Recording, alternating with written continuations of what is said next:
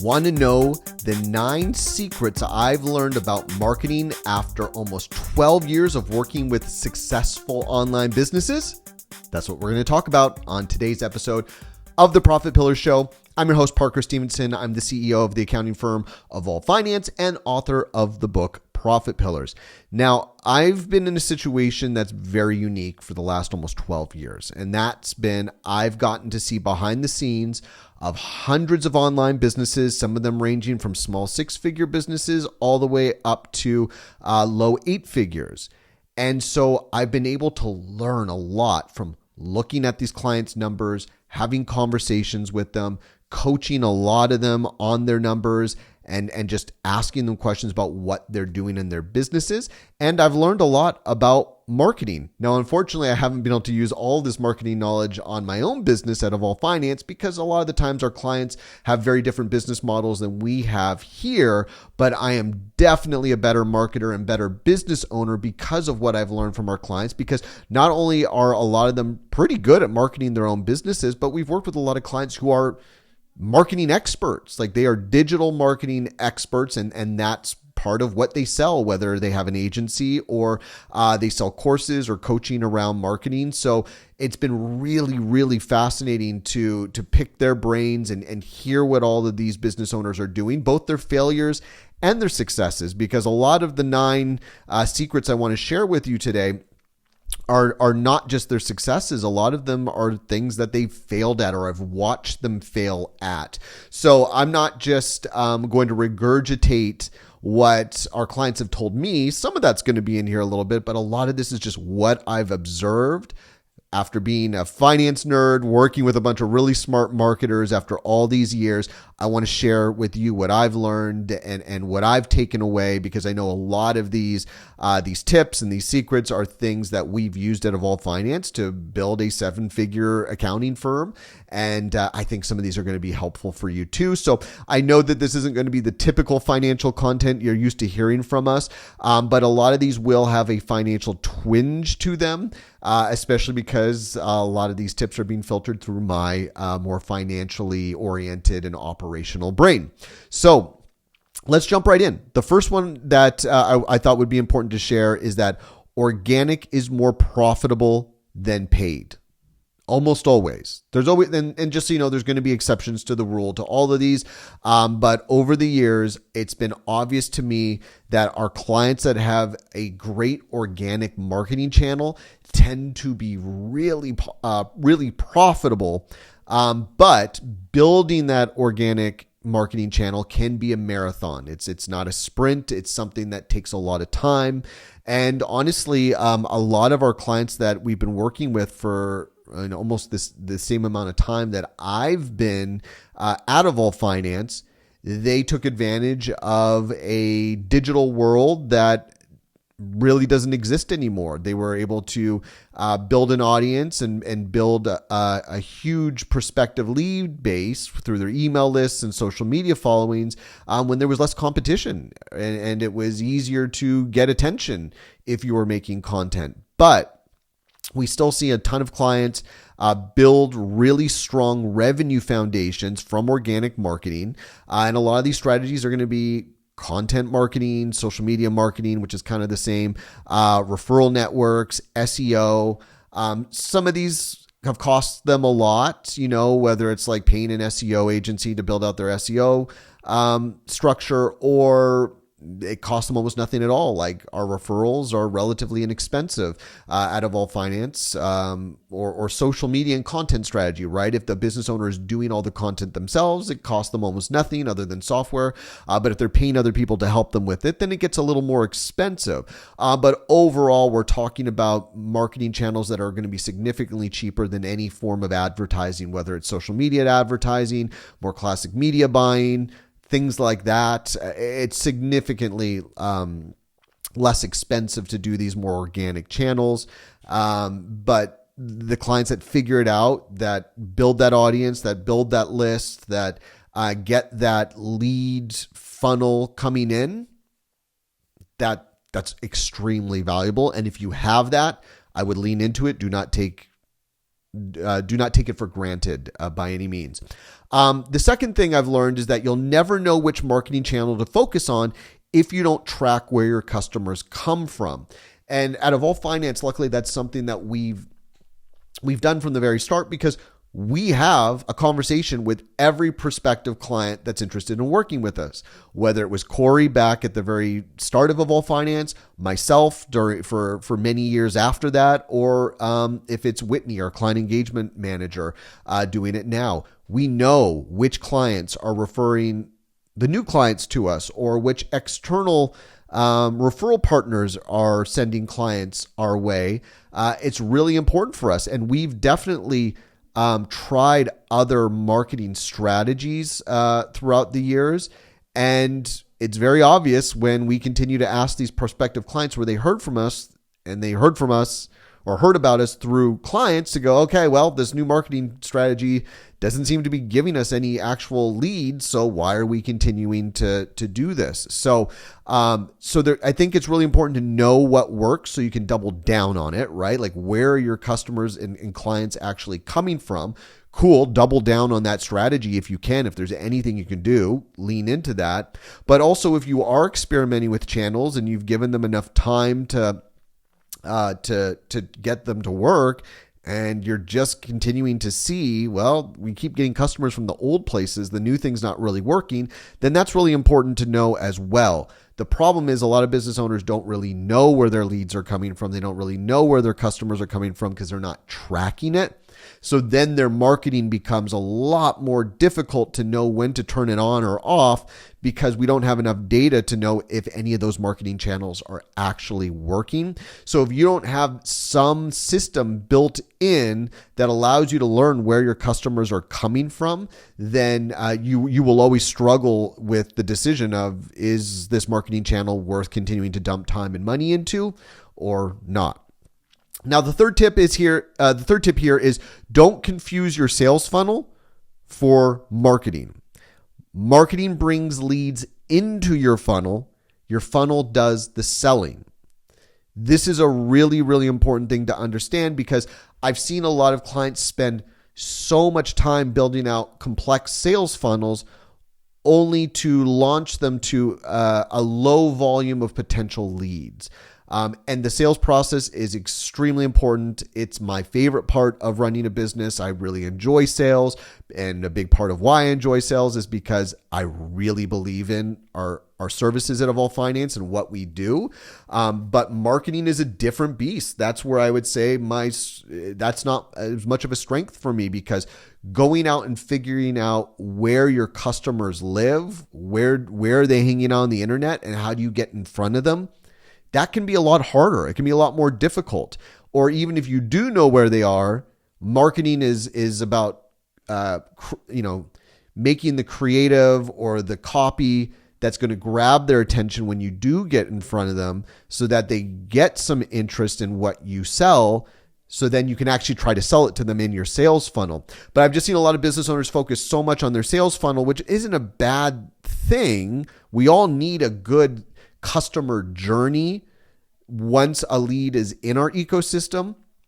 But a lot of the times, if you're setting up this big funnel, but you don't really have a plan for how you're going to get leads into that funnel, then you're kind of doing the second part before you figure out the first part. So they kind of work in tandem. There's no doubt about it, especially if you're going to be running paid traffic through to a funnel. You kind of want to work on the creative on both sides, kind of at the same time. But it's just really important to understand that the game of attracting leads, of grabbing someone's attention and pulling them into your sales ecosystem, that's a very different skill set than the actual sales process, whether that's done through your website, through landing pages, through content, through live calls or webinars.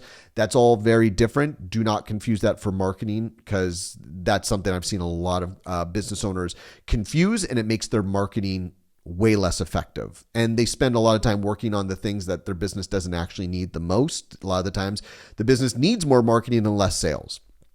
The next tip here, I would say, or the next secret is your business model usually dictates the best marketing channels for your business. What a lot of business owners don't realize is that the business model they pick is also the marketing. They're also picking their marketing channels at the same time. Because for instance, like a service-based business like Evolve Finance, an accounting firm like us, referrals are massively important. They're really, really helpful. And we've built out a referral system that's worked really well for us. And the vast majority of accounting firms have to do that. Referrals are their best tool because they don't have a budget for ads, or they're so busy serving clients, they don't really have a lot of time in the early days to create content and do some of the other marketing channels that are, I'd say, like a lot of our clients when they start their businesses, they have to spend a lot of time doing because they make their digital product, or they create their coaching program, or they create their podcast or whatever it is, and they get in a flow and they have a lot of free time, or they have a lot of extra time in the early days to figure out their marketing strategies because delivering on their offer is fairly low intensive. But service-based businesses, once you get a couple clients, you're very busy and you don't have as much time or money for marketing as well. So understanding that your business model will probably shape what you are going to be doing from a marketing standpoint is really important, because I've seen business owners not always match up the right marketing strategy with the type of business they have. And the biggest confusion there is usually around, all right, are you selling an offer that needs a high volume of leads to succeed? Or are you selling an offer that has a more intensive sales process because the price point is higher, but you don't need as intensive marketing because you don't need to sell volume on a monthly basis, right? If you have a $99 a month course that you sell, well, you're going to need to sell hundreds of that course, if not thousands, each month in order to generate enough revenue to make a living and afford a team and do all that. Versus if you're signing up one client at a time for 10 grand a month for a service or some sort of coaching program, then you don't need to do the volume of marketing. You don't need the volume of leads that a low price, high volume offer would need. So it's something that it seems so obvious, but I see so many business owners mess that up. But if you need a high volume of monthly sales, you're going to probably need a marketing budget, or you're going to really have to invest in doing the content game in order to try to build an audience and get in front of people. Or if you are selling a high priced offer that you don't need as high a volume of clients coming in fact, like at Evolve Finance, we have a cap in terms of how many clients we could bring in 1 month. We literally can't just take on 100 clients at one time without spreading it out across, at least a few months. So that's where it is so crucial you understand what's the marketing game you're playing here, and are your marketing activities the right ones in order to make your business model work. Now, another tip here I wanted to share was, this is number 5. Paid ads are not a great fit for everyone. I just wanted to say that out loud because I think everyone goes advertising is the magic bullet. And if I can just get my cash flow in my business good enough, I can then invest in ads, and ads are going to take me to the moon. It's just not the case. Like, advertising isn't a great option for every single business. It can work for most businesses, but there's so much that needs to be working in your favor to make ads work. Ads have gotten so much more expensive and so much more competitive, and also a lot more complicated. So not only do you need the budget to pay for ads, but you also need the budget to pay for an ad manager if you're not going to do it yourself. And even if you are going to do it yourself, you're probably going to have to pay to take a course or work with a coach to teach you how to do it, which is an upfront cost. So it's expensive. So you have to have the financial means, but you also have to make sure that whatever platform you're advertising on, your audience is actually there, and you're going to be able to target that audience well enough to get a good return on investment from your ads. So it's hard, it's expensive, it's risky, it can pay off. It could also tank your cash flow. So not every business needs that. And we've worked with a ton of clients over the years that have had great, healthy businesses without needing to run ads. Now, the sixth secret here is tracking your marketing metrics is so crucial, especially if you're a high lead gen oriented business. You need to have some sort of marketing metrics that you are setting up and tracking so you can surgically figure out what's working and what's not. This is an absolute must for paid traffic because you're literally spending money on a daily basis that if you aren't tracking what's working with your ads and with what's going on with your landing page or wherever you're sending them to, then you're just literally lighting money on fire. Because even if you are tracking your metrics, if you're at least tracking your metrics and the ads just aren't working, at least you're learning something from the metrics that you're tracking. But if you don't have metrics and it's not working, not only are you not learning, but you're also burning money. You're just lighting it on fire. So having really good marketing metrics is so crucial. And I think that goes for social media. If your business relies on your social media following, engaging with your posts and getting them into your sales funnel, then you better have some great social media marketing metrics that you're keeping track of. So, marketing metrics go across from cold email marketing to ads to social media. I mean, there's metrics to be had. And I think a lot of successful business owners figure out the importance of marketing metrics usually sooner than the ones that don't, because you can just be more tactful with which things you spend time on and what works and what doesn't. And you can find what works for your business from a marketing perspective a lot faster when you have metrics. And this is the benefit of the internet. A lot of the times businesses back in the day were kind of just making guesses when they invested in media or marketing and just hoped it worked and kind of had to find some very analog ways of seeing if their marketing was working. But in the digital world, there's so much opportunity to get data and input around what's working and what's not. So why wouldn't you utilize that to your advantage? And I have seen a lot of business owners not do a very good job of this, and they struggle to maximize the ROI from their marketing. Now, the other tip here was a tough one for me, coming from a corporate environment, especially working for one of the most recognizable brands in the world. But brand doesn't matter as much as you think when you're a small business. And this was hard because I wanted to believe that our clients that spent the extra money on the really nice website and the really great graphic design and just created a visual feel to their businesses, they were the more successful ones. But what tends to happen is our clients that made more money could afford to do those things. And as their other marketing tactics improved and their other marketing channels got them better ROIs, they were able to invest more in brand.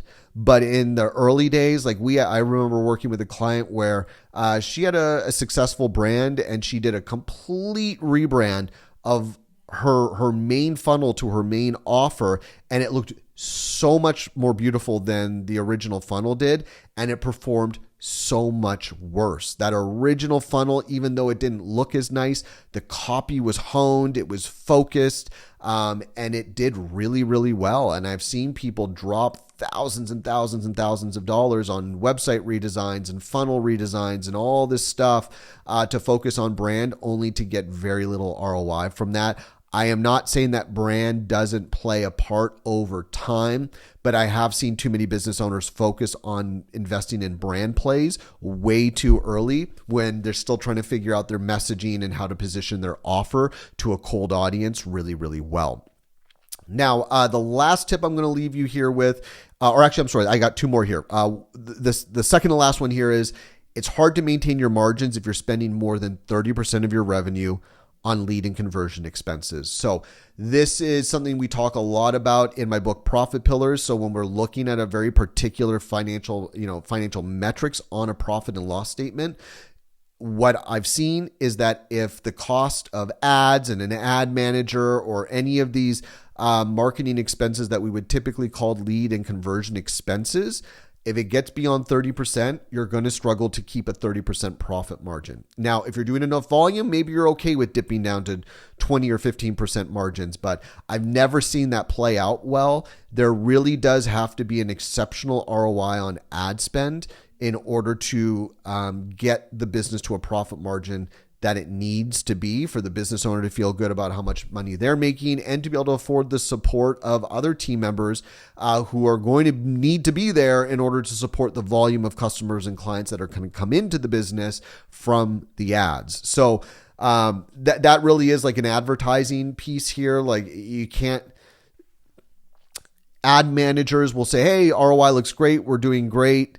Let's keep spending. But ultimately what matters is your P&L. And if too much of your revenue, too large of a percentage of your revenue is going to ads and an ads manager, then you're going to have a hard time keeping your business profitable. I've seen less issue with like profitability issues due to like investing in social media managers or SEO, things like that. That become, or even PR agencies, those become a lot more obvious on the P&L because labor costs just balloon really quickly from that. And I've found that business owners don't struggle as much with connecting the dots of like, wow, we're spending a lot on, this marketing support, but the revenue just isn't really showing it. But ads is trickier because business owners and their ad managers sometimes can convince themselves they're heading in the right direction and, oh, this is going to work. And sometimes that's true, but a lot of the times it's just their ads aren't converting well enough. But the last little secret or tip here that I want to give you is that 7-figure businesses have an advantage. They're able to invest more into their marketing. Like the rich get richer, right? The more successful your business is, the larger your marketing budget is. And the larger your marketing budget is, the more you can separate yourself from competition. So I literally just recorded another episode today where we talked about the importance of growing your business and scaling. Because if you aren't doing that, then your competition will, and they will outspend you in marketing. It doesn't mean that there's not enough business to go around and that you still won't have a business, but there is an advantage to growing your revenue and keeping your business profitable, because the more profitable you are, the more you can build up cash reserves to continue to invest in other marketing channels. You can take a swing and miss on something and not have it ruin your business. And so much of marketing is testing and experimenting, which does cost time and money, but time and money you can afford if you're paying other people for their time and you have the cash to burn on experimenting with marketing channels. That's just a massive advantage. So, and I think that advantage is stronger than it's ever been before. Being a smaller business, it is difficult to find a marketing channel that really takes off without having to invest more of your profit earlier on than maybe businesses had to do in the past. So business owners doing less than $500,000 are having to get more creative, especially in the current economy. But if you have a high 6-figure business, a multi 7-figure business, like that's an advantage. Having that cash flow before you just continue to pay yourself more and more and more and more of your profits, continuing to invest in your business is usually going to be worthwhile. So the more you can manage your personal expenses, like obviously part of building a business is being in a comfortable position from a financial standpoint personally, but also the less you need to pull out of your business to pay yourself, the more you can take advantage of your extra cash flow to get better at finding customers and hopefully having a good sales process to turn those leads into customers, which again is the battle everyone's fighting with right now. All of our clients are continuing to ask me whenever they see me, hey, what are you seeing? Has anyone else got the new marketing strategy that's blowing up? And the reality is there's no magic bullet at this time. Marketing is kind of on an equal playing field for everyone, except for the fact that if you have more money or have a larger audience already, that is going to be your advantage as a larger business. So that's what I got for you. This is what I've learned about marketing over the years, at least from a financial perspective, watching our 6- and 7-figure clients fail and succeed. So if you're interested in learning more about how to take your financial data and turn it into insights into what you're doing with your marketing and what to what channels to turn on and off, then check us out at evolvefinance.com and learn more about our services and how we help our clients to be more profitable so they can invest more in marketing. And if you want to learn more about how to build better financial systems for your business, check out my book, Profit Pillars, anywhere books are sold online. But thank you as always for watching. Thank you for listening. I'll see you in the next episode.